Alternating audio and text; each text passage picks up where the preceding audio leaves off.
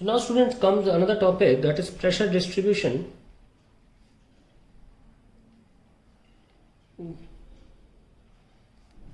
in an accelerated frame.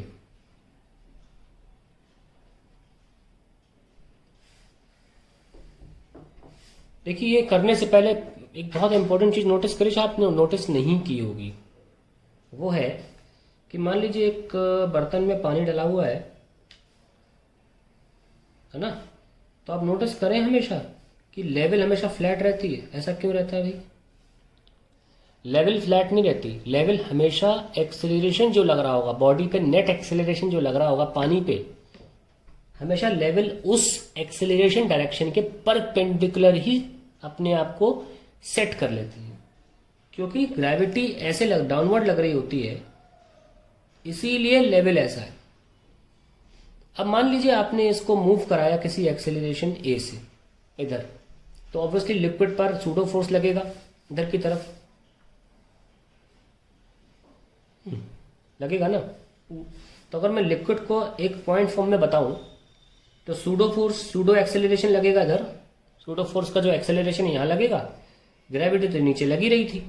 तो अब इन दोनों का एक रिजल्टेंट हो ए नेट, जिसकी वैल्यू हम जानते हैं क्या आएगी, ए स्क्वायर प्लस जी स्क्वायर। और डायरेक्शन क्या आएगी?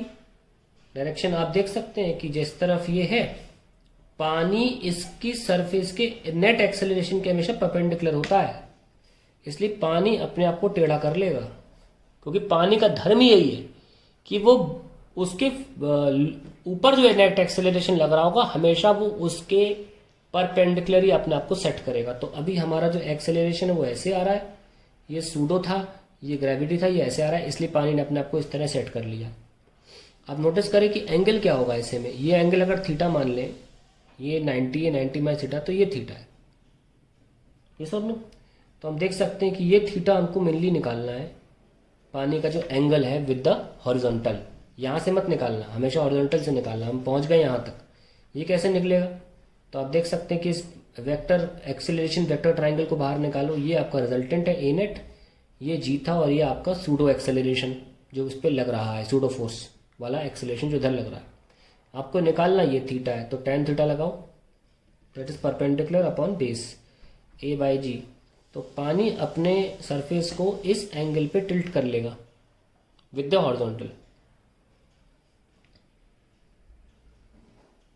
और एक और इंपॉर्टेंट बात हमने आती है, टिल्ट तो कर लेगा। अब मान लीजिए आपने इस जगह पर प्रेशर कैसे निकाला था, ये एक्स पॉइंट है, तो pressure at X point was calculated as rho ji H.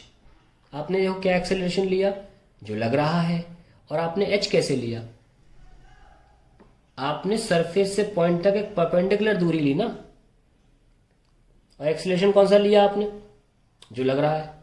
लेकिन अगर मैं आप कोई पॉइंट यहां पे y मान लूं इस जगह पर,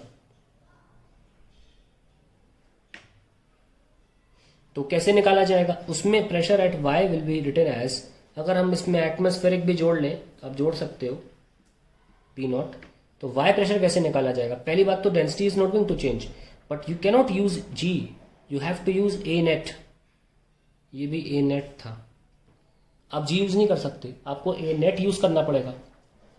जो भी पानी पर एक्सेलरेशन है और वो उसके सरफेस के परपेंडिकुलर है वो, और हमेशा प्रेशर अलोंग एक्सेलरेशन लगता है, very important. Pressure exerted is exerted along the direction of acceleration,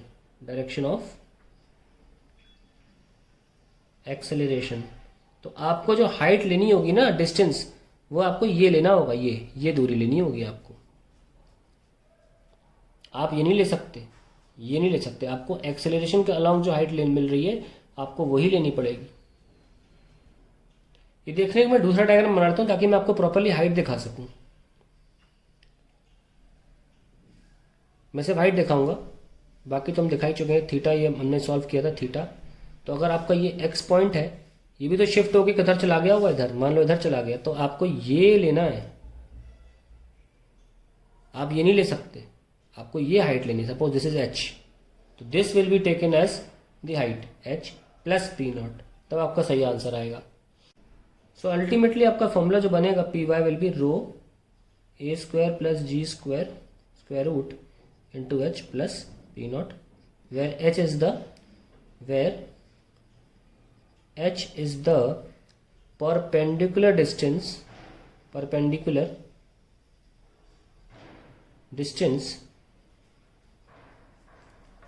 of point y from the tilted surface. Okay, ये बात ज़रूर ध्यान रखें ना। सपोज आपको इफेक्टिव एक्सेलरेशन, नेट एक्सेलरेशन की मदद से आपको नहीं निकालना आंसर, तो कैसे किया जाए? तो भी जुगाड़ है। सपोज आपने पॉइंट ये चुना और आप ये वाला हाइट नहीं लेना चाहते हैं ना, ये एच नहीं लेना चाहते हैं, तो आप यही लेना चाहते हैं। इस पॉइंट से बिल्कुल ऊपर ले जाओ, एक पॉइंट, ये लाइन ले जाओ ऊपर। इसको मैं दूसरे कलर से दिखा देता हूँ। ये तो हमें लेना चाहिए था अगर हम ये वाला एक्सेलरेशन लेते हैं तो। मैं लिख देता हूँ फिर से, y पॉइंट है, P Y will be rho, ये वाला एक्सेलरेशन अगर लोगे that is A square plus ji square, तो आपको इसके अलोंग वाली हाइट लेनी होगी। Suppose I call this as h1,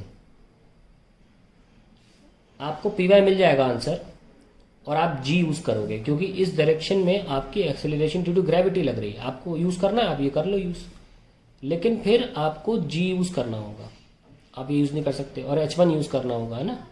ऐसे भी आंसर आ जाएगा आपका। और अगर आप ऐसे भी नहीं चाहते हो निकालना, तो ध्यान दीजिए, बर्तन तो आगे जा रहा है ए, तो फिर ये दूरी है ना, ये देखो, फिर आप ये दूरी लोगे एल। तो अल्टीमेटली कर क्या रहे हैं हम, एक्सेलरेशन इधर है, इस पे सूडो एक्सेलरेशन लेफ्ट लग रहा है, तो जो भी एक्सेलरेशन है उसी के अलोंग आप डिस्टेंस लेंगे तो आपका आंसर सही आता रहेगा। इससे भी आंसर आ जाएगा आपका, ठीक है ना। अगर ये थीटा है तो जरा सॉल्व करके देखिए, ये 90 ये थीटा आ गया, ठीक है। तो आप निकालिए कॉस थीटा कितना है। मैं h1 फॉर्म में निकाल लेता हूँ, बेस अपॉन हाइपोटेन्यूज, तो h आ गया, सो h1 आ गया h by cos theta, that is h sec theta. h1 के फॉर्म में आ गया, h1 की जगह आप सेक थीटा लिख सकते हैं, और लिखोगे भी क्यों, आप डायरेक्टली h1 सॉल्व करके लिख दीजिए। खैर, अगर आपको g यूज करना है, देखिए, अगर आप g ही यूज करना चाहते हैं तो then you simply write rho ji h sec theta, आपका आंसर ऐसे आ जाएगा। आपको निकालने की जरूरत नहीं है, a square plus ji square, आपका आंसर बिल्कुल सही आएगा इससे भी ना। अगर आप देखो, 2-3 जगह एक्सेलरेशन है इस वाले में, एक तो ये वाला नेट एक्सेलरेशन, एक ग्रेविटी वाला डाउनवर्ड्स, और एक लेफ्ट सूडो फोर्स। तो ये हम लिख देते हैं according to, in terms of net acceleration, ठीक है। और ये कैसे लिख रहे हैं, in terms of g, that is acceleration due to gravity, और हम लिखने जा रहे हैं in terms of pseudo force acceleration जो लग रहा है।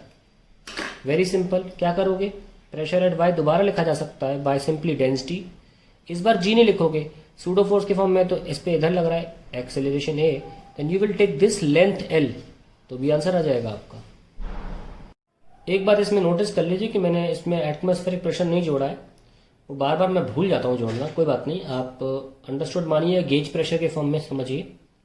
Atmospheric pressure should be written, definitely should be taken into account, sorry, है ना, it should be taken into account. तो एटमॉस्फेरिक प्रेशर तो लेना ही है। और दूसरी बात मैं आपको ये बता दूं कि अगर मान लीजिए पॉइंट मेरा, सपोज मैंने ये सरफेस लिया थीटा एंगल पे, जो भी है, पॉइंट मेरा यहाँ होगा, तो जो एल डिस्टेंस मैं ले रहा हूँ ना, ये हमेशा फ्री सरफेस से लेना है। ये मत सोचिएगा कि यहाँ कोने से लेना है, वो बाय चांस की बात है कि वाई पॉइंट बिल्कुल इसके सामने आ गया था। अगर वाई पॉइंट यहाँ होता तो मैं एल इतना ही लेता, मान फॉर ना free surface, so don't forget this, this L is taken from the free surface.